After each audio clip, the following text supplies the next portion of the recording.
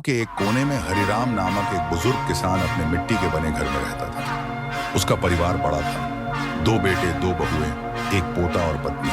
हरिराम ने सारी उम्र खेतों में मेहनत की और अपने बच्चों को अच्छे संस्कार देकर बड़ा किया। समय के साथ बेटे पढ़ लिख कर शहर चले गए, वहीं नौकरी और परिवार बसा लिया।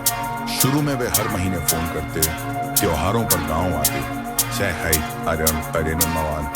लेकिन धीरे धीरे उनका आना जाना कम हो गया।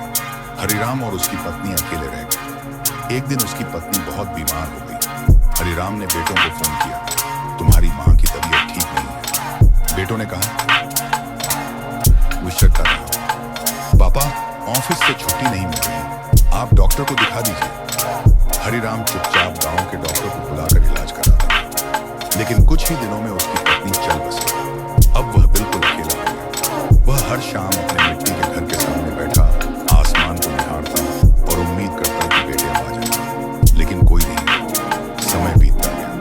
एक दिन गांव में एक नया स्कूल खुला। कुछ बच्चे खेतों के बारे में जानने हरिराम से मिलने आए। हरिराम ने उन्हें खेती, कहानी और जीवन की बातें सिखाना शुरू कर। बच्चे उसे दादाजी कहकर पुकारने लगे। अब हरिराम फिर से खुश रहने लगा था। इसी बीच उसके दोनों बेटे गांव आए। मकसद था पुराना घर बेच देना, लेकिन उन्होंने देखा कि उनके पिता गांव के बच्चों के साथ खुश रहते हैं, उन्हें सिखाते हैं, हंसते हैं। यह देख उनके मन में अपराध बोध हुआ। बड़े बेटे ने धीरे से कहा, पापा हम आपसे दूर हो गए थे, आपने जो सिखाया वही भूल गए।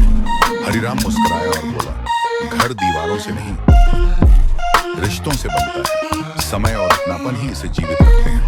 बेटों ने फैसला किया कि अब वे बारी बारी गांव में रहेंगे, व्यापार करेंगे और अपने पिता का साथ निभाएंगे।